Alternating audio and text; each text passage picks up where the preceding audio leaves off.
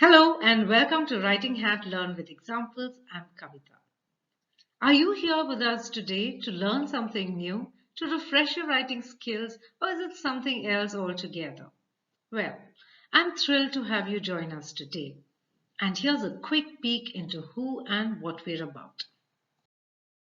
Learn with Examples are video tutorials from Writing Hat, an online bi-weekly writing contest that aims to give everyone a chance to be published. Writing is an important life skill to sharpen communication and thinking. The ability to communicate effectively, whether it's at home, school, college, or work, plays a big role in expressing basic needs, rights, and wants. And that's where we come in. Learn with Examples helps people structure thinking and express ideas and opinions clearly through writing. With our videos, you'll understand the basics and can apply it to any form of writing. Before we dive in, scroll down to hit subscribe if you haven't done so already. Check out our other videos on different parts of writing after this class. Each of our lessons focuses on specific parts of writing so that you can enhance your skills. This lesson is about writing a blog post or an article, and we're going to show you how to write one using real examples that will help you work on your technique. Since you're here with us today, you already know that writing a blog post is important.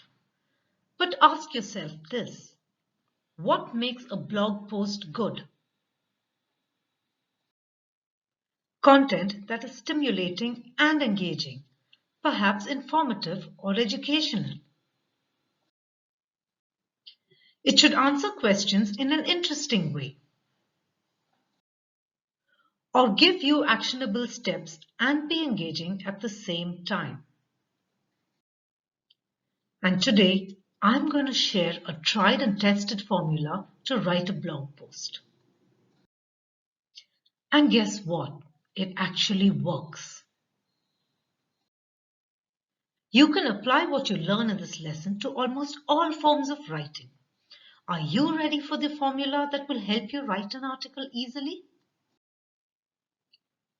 Planning should be the priority for any writing process.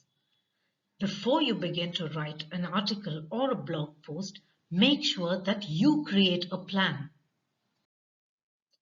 The first thing that you need is an idea. Then you must choose a good topic. If you're writing for someone else, you may not have this choice. Otherwise, you should think of this as a starting point. Be enthusiastic.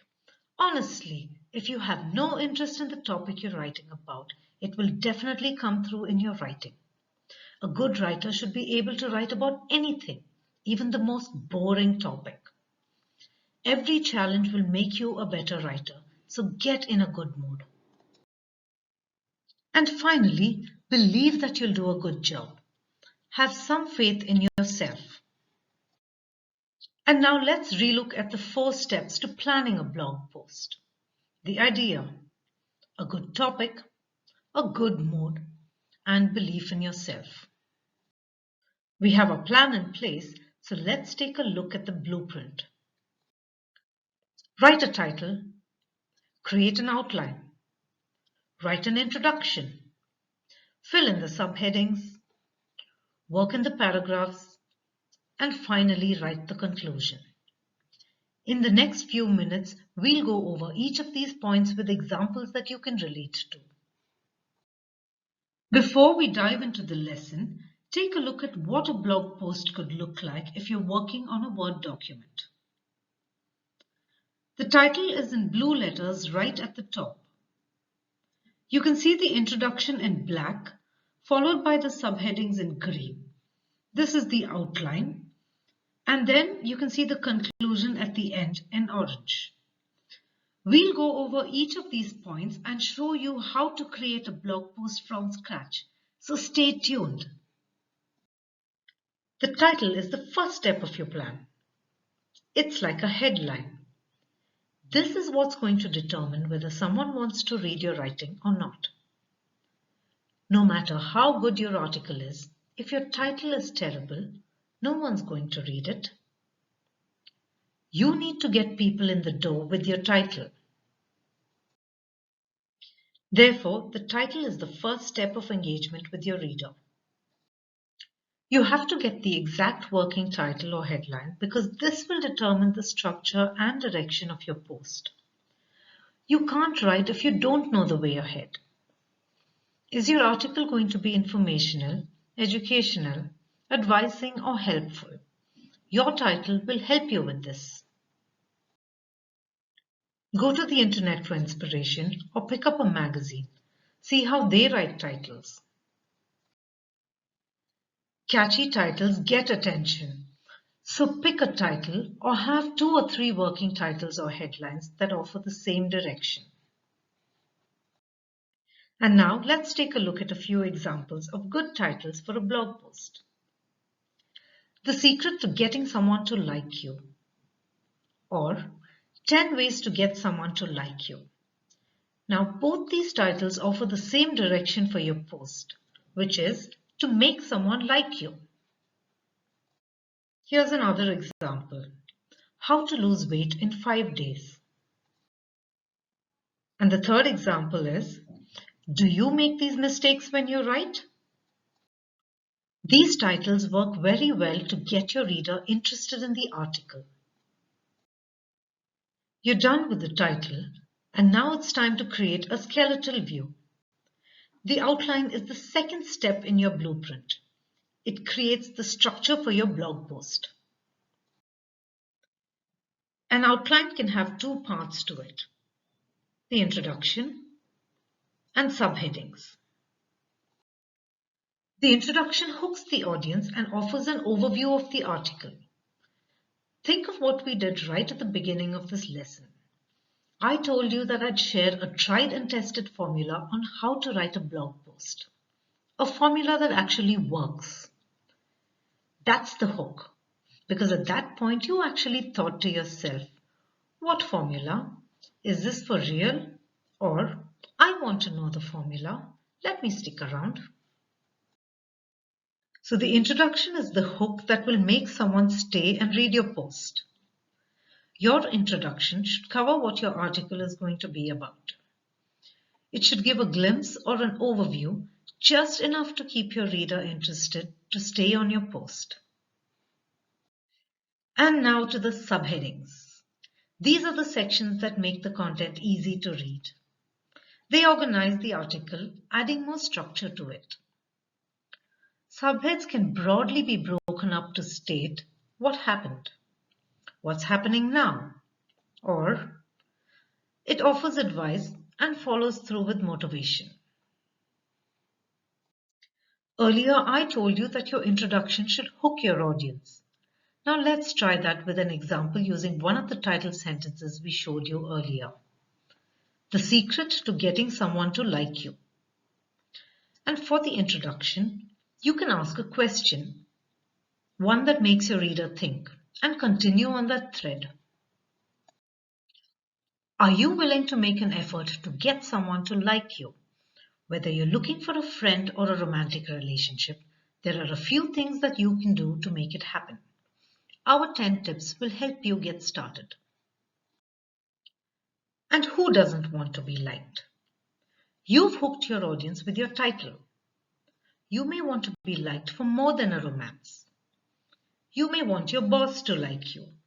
Or you want to make yourself more likable to your colleagues, acquaintances, family, or peers. So the introduction or the introductory paragraph gives your reader a taste of what's to come. Now let's go over what subheadings can look like in your outline. The title of your article is this: The Secret to Getting Someone to Like You. And so your subheadings should follow that same thread. So let's try this. Show interest in them, make eye contact, mirror their actions, compliment them, reveal your own flaws slowly, identify shared values, let them talk about themselves, ask about them, smile at them, maintain a mystery. These subheadings break your content up and make it easy for someone to read. People are short on time these days and patience runs thin. So give your readers a chance to skim your blog post. Keep in mind that paragraphs should be short, not more than 4 or 5 sentences each, with each paragraph having something of value to offer the reader. We've covered this particular topic in our Write a Paragraph lesson, so check that out for more details. Your article must have a conclusion. Give your readers something to think about, or sum up what you just wrote about in a different way. You could ask a question if your content warrants it. Many people read the introduction and conclusion and then decide whether to read your post or not.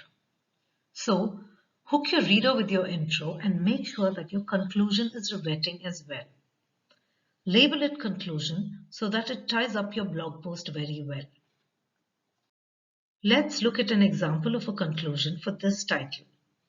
The secret to making someone like you. Getting someone to like you isn't that hard. Talk to them about their interests. Don't forget to smile often. People like positivity and tend to veer towards it. It makes them feel good and want to hang around you. Try these tips and you will see things change around you. This is how a conclusion can work for you. This is what your blog post will look like if you're working on a document. The title is in capital letters right at the top. The secret to making someone like you. You can see the introduction followed by the subheadings. This is your outline, and then there's space for the conclusion. Well, now that you have it all lined up, it's time to write the post. We are not writing the post in this lesson. That's something that you should do. The steps we've outlined will help you do that. So research well and write under each of the subheadings that you've created. Well, to wrap up, let's quickly go over what we learned today on how to write a blog post. Begin with the title, then an outline, which largely comprises the introduction and subheadings. Once that's done, move on to the paragraphs and finally the conclusion. There's no hard and fast rule about the order of writing. This is just a broad structure that may help you. You need to find what works for you. Well, what works well for me most of the time is to write the title and then the outline. This gives me structure. Sometimes I finish the conclusion here, but most times I write the introduction and paragraphs after spending some time on research. And then I edit and edit until I'm completely satisfied. Only then do I write the conclusion. And now we are done with the lesson for today. I hope you enjoyed this class and can apply what you learned in your writing. Thank you for joining us today. Hit subscribe to our YouTube channel for more Learn with Examples courses. We'd love to hear from you in the comments section. Let us know what you think, what you found useful, and what else you'd like to hear from us. That's it for now. Catch you in the next lesson.